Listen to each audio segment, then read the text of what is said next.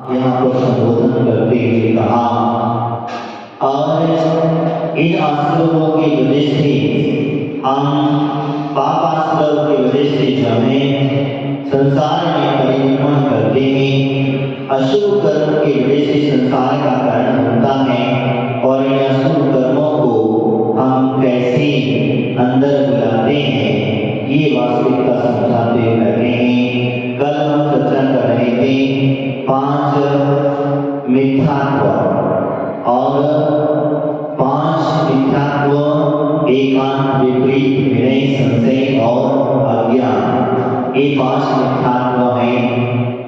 विपरीत एकांत जो है, एकांत अवस्था से कोई भी कार्य नहीं करना, एकांत की परित्याग से श्रद्धा नहीं करना, एक पक्ष को देख करके नहीं चलना।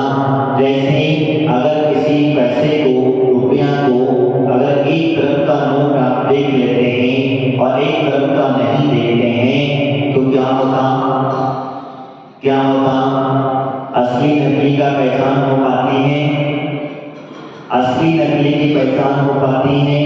नहीं होती। जब आप दोनों तरफ से देखेंगे तभी ना करके वो समझ में आता है।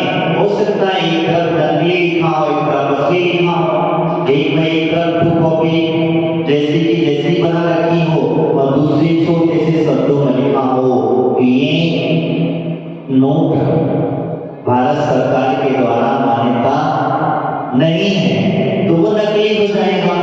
इसी प्रकार से कहते हैं एकांत पक्ष हमें संबोधन करता है कि हम सिर्फ मात्र एक तरफ से ना देखें, एक दृष्टि से न देखें, उसे दोनों तरीके से देखना पड़ता है। एकांत कहता है विपरीत जो होता है, हमारे भगवान वितरागी है, उन्हें रागी रूप में मानने लग जाना, तो ये विपरीत श्रद्धा हो जाता है। हमारे दिगंबर आए कहा एक टाइम आहार करते हैं, एक ही टाइम आहार करते हैं, और तुम कहते तो नहीं हमारे महाराज 2 टाइम खाते हैं। हमारे सिद्धांत में कहा है, हमारे यहाँ एक तरफ कहा जाता है कि भैया रात्रि का भोजन का त्याग करो, और तुम रात्रि का भोजन करे जा रहे हो, तुम उनको भी गुरु कहे जा रहे हो। गुरु की संध्या ध्यान रखना, विश्वासावसासी तो व्यारंभो परिग्रहा, ये गुरु की परिभाषा कही जाती है। और जिनके अंदर में पिछले वासनाएं हैं, परिग्रह आदि चढ़ा हुआ है, और आप उन्हें अगर गुरु मान करके पूछते हैं तो वो गुरु नहीं, विपरीत सिद्धांत की बात मैं कर रहा हूँ। विपरीत सिद्धांत ही मिथ्यात्व है।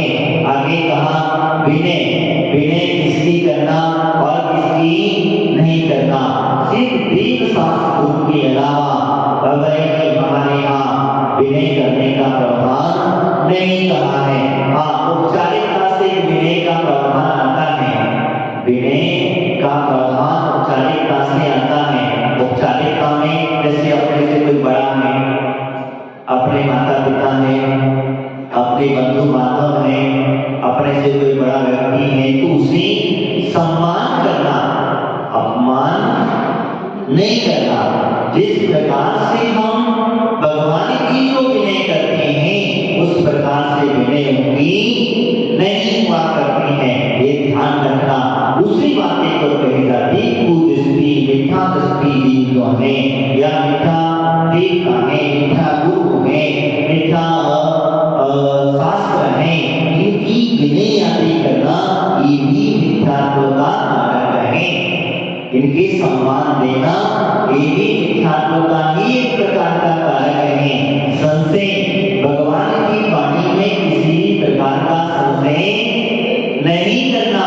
भगवान ने जो कहा है, जैसा कहा है उसे उसी रूप में स्वीकार कर लेना। वैसे भगवान ने कहा है कि भैया सूरज चंद्रमा एक देव विमान है। क्या है? भगवान की वाणी में क्या मिला है? देव विमान है, और विमानों में देवता रहते हैं, और उन विमानों के अंदर में मनुष्य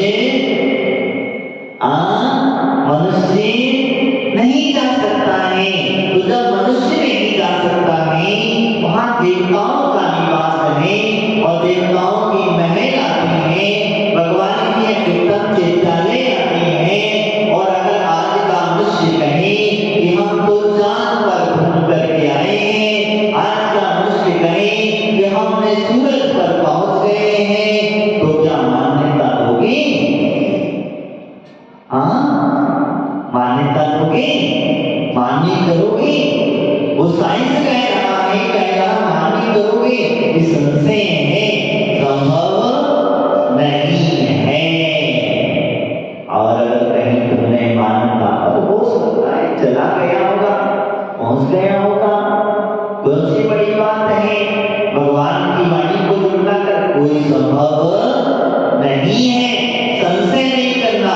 मैं इसको कह रहा था तो ये कि भगवान की वाणी पर किसी प्रकार का संशय नहीं होना चाहिए। भगवान ने सात तत्वों की जो जैसी व्यवस्था कही है, सत्यदेव शास्त्र के प्रति जो श्रद्धा का विषय कहा है, वे भगवान के ऊपर संशय आदि नहीं करना चाहिए। ये दृष्टिता यहाँ पर बताया। अज्ञान, अपने अज्ञानता की व्यवस्था कहते हैं, ये हम हमारे अज्ञानता के वशीभूत होकर के हम न जाने ऐसे कौन कौन से कार्य कर लेते हैं, उन कार्यों की वजह से हमारे जीवन में भी अज्ञानता आ जाती है।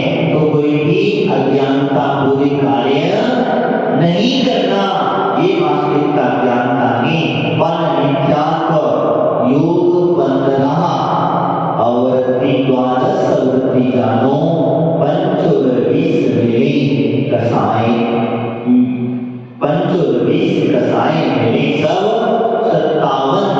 ये 57 प्रकार की मिथ्यात्वादी आश्रम के भेद कहे हैं। कौन से आश्रम? अशुभ आश्रम, शुभ आश्रम के भेद नहीं कहे हैं। ये जो कहे हैं अशुभ आश्रम के भेद कहे हैं, और इनके कारण अशुभ गति को प्राप्त होता है। तो भी आगे कहा। अब अवृत्ति हम लोग कहते हैं बंधा योग। बंधा योग के अंदर में 4 मनोयोग की, 4 वचन योग की और 7 जो है काय योग की चर्चा यहाँ पर की गई है। और इसके बाद में वो कहते हैं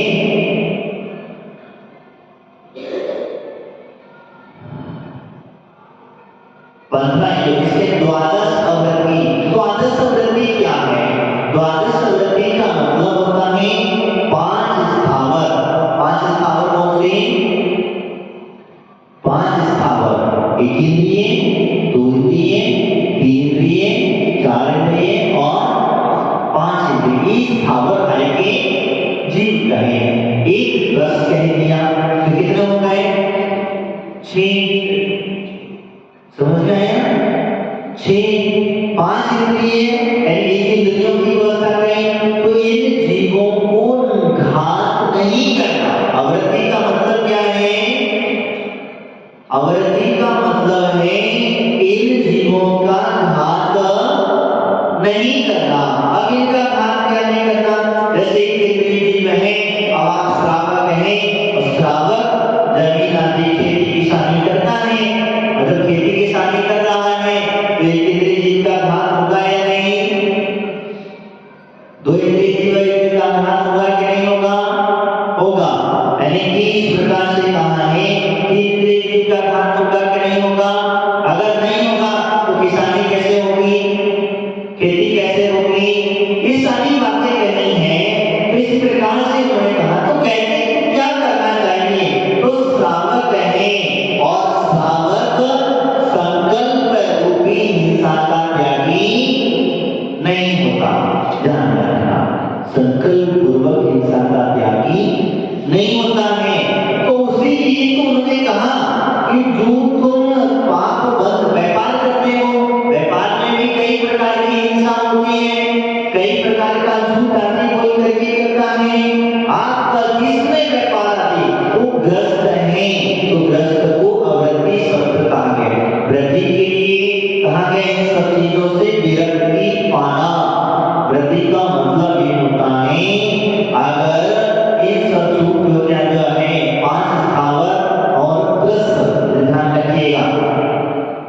तो इनका नियम देखो, मैं यहाँ से जो कह रहा था तो खेती करने वाला, किसानी करने वाला जीव अब इतने जीवों का भाग करके उसमें से अनाज निकालता है। क्या निकालता है?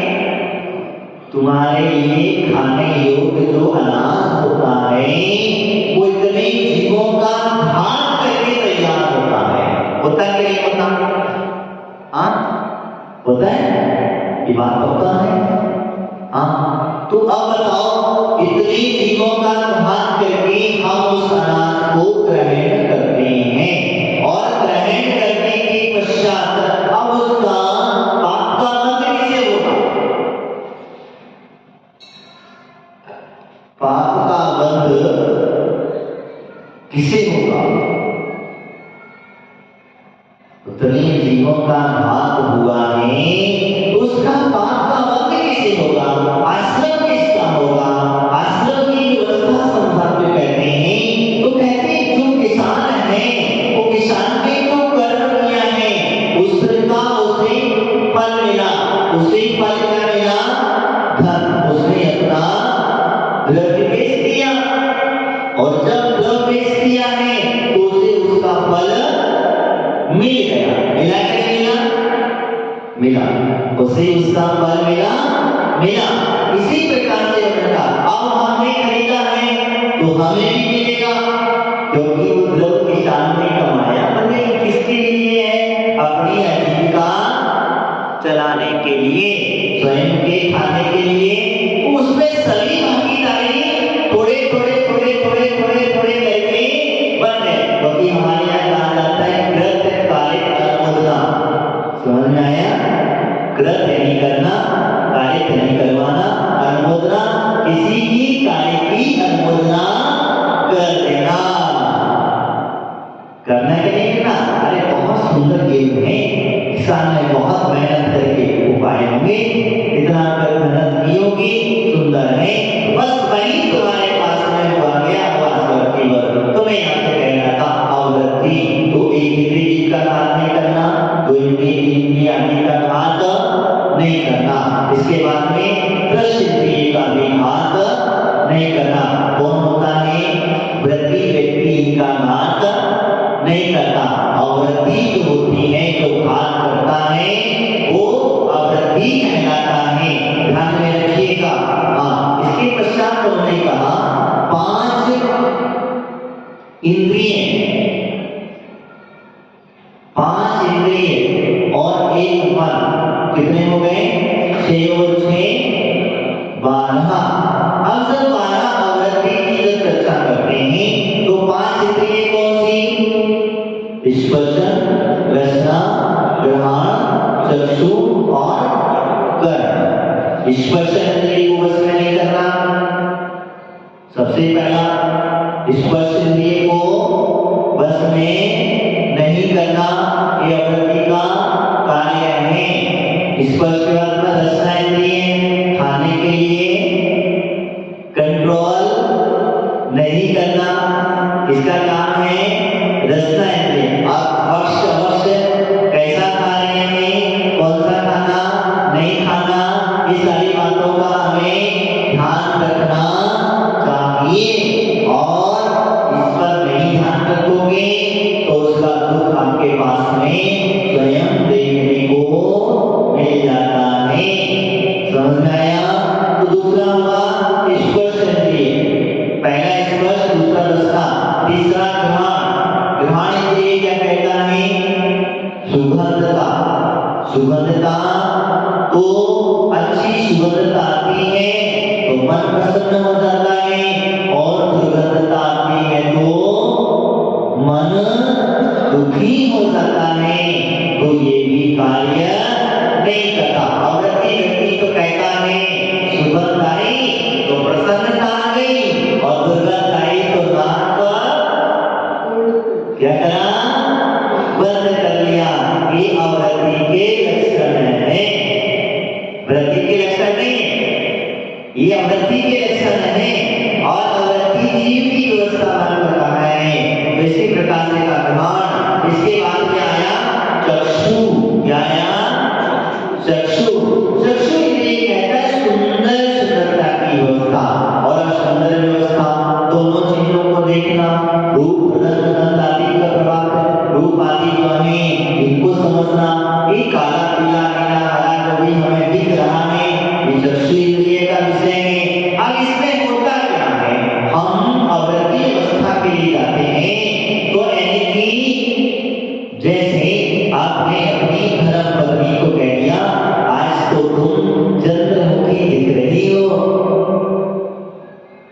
भैया तुमको कौन सी दृष्टि से तुम लोग की दिख रही है? तो ये राग पूर्ण अवृत्ति है, ये अवृत्ति की पहचान है। किसकी पहचान है? अवृत्ति की पहचान है। ध्यान रखना, मैंने एक उदाहरण के तौर पर आपको बताया, यही चक्षु इंद्रिय को भी बस में करना चाहिए। अब बस में क्या करना चाहिए? चक्षु इंद्रियों को कहते हैं क्योंकि अवृत्ति है तो ऐसा इधर घूमते रहेगा, उसे हमेशा गलत चीज देखने की आदत होती है, गलत जगह पर दृष्टि डालने की आदत होती है। अवृत्ति व्यक्ति अच्छी चीज नहीं देखता, अच्छी जगह पर अपनी दृष्टि नहीं लगाता, वह तो गलत जगह पर गलत निगाहों से व्यक्ति को निहारता भी क्रिया किया करता है। ये हो गया हमारा चक्षु, और चक्षु के बाद में कर्ण। कर्ण इंद्रियां कहती हैं कि हमें सुनना क्या चाहिए, ये कानों के ऊपर डिपेंड होता है।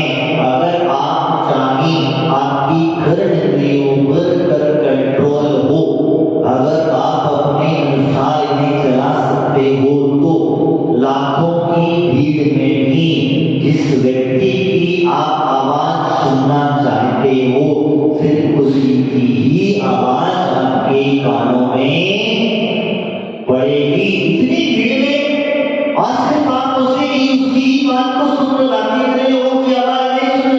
हाँ भैया, ऐसा ही होता है, क्योंकि एक साधना है।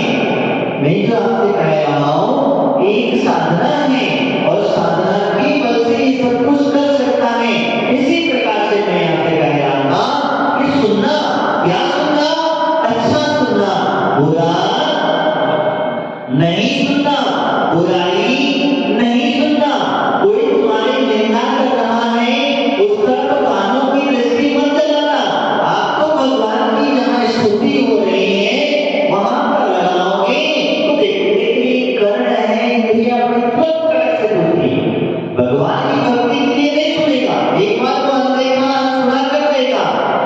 आप लोग घरों में मोबाइल लगाते, टीवी लगाते हैं, ये सब कुछ होता है। अगर कहीं महाराज के प्रवचन आ रहे हो या फिर कहीं कोई अच्छे भजन चल रहे हो तो आप चलते चलते सुन लेते हो, सुनते हो ना? और कोई गाने बज रहे हो तो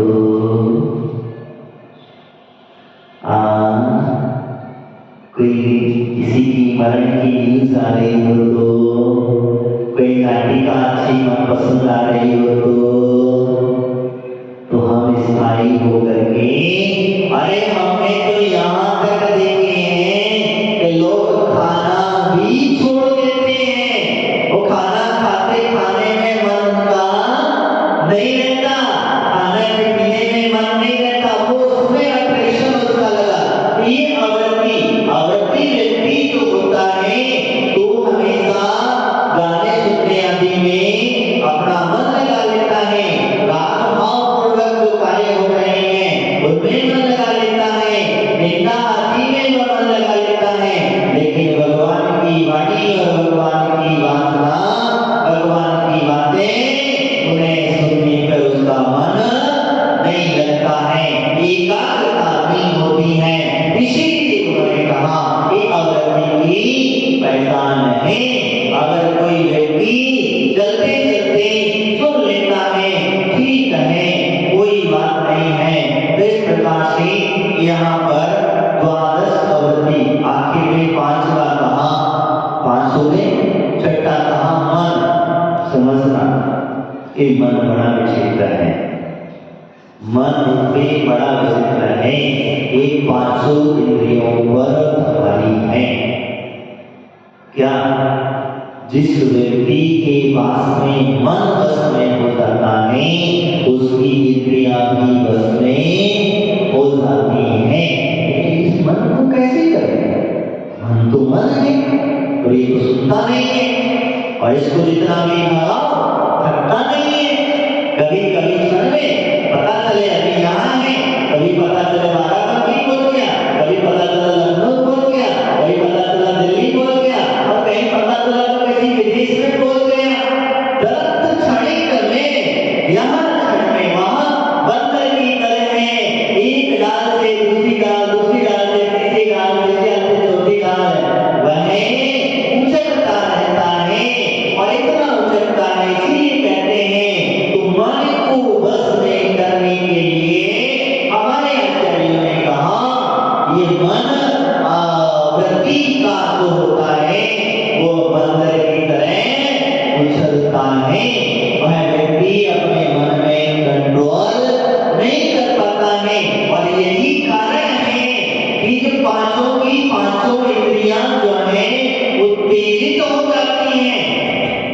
पांचों इंद्रियां हमारी जो है उत्तेजित हो जाती हैं, और जब उत्तेजित हो जाती हैं तो अवृत्ति अवस्था में प्राप्त कर लेती हैं, अवृत्ति अवस्था में हमें पहुंचा देती हैं।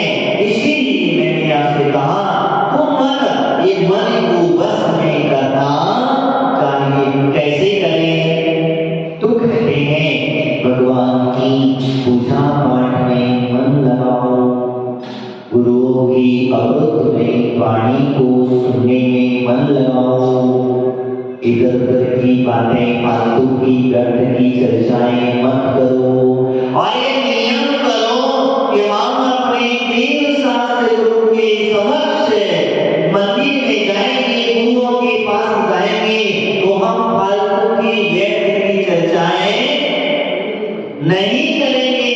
इसकी निंदा, उसकी चुगली, इसकी बातें, उसकी बातें, इसने ऐसा किया, उसने वैसा किया, ये सारी बातें नहीं करेंगे।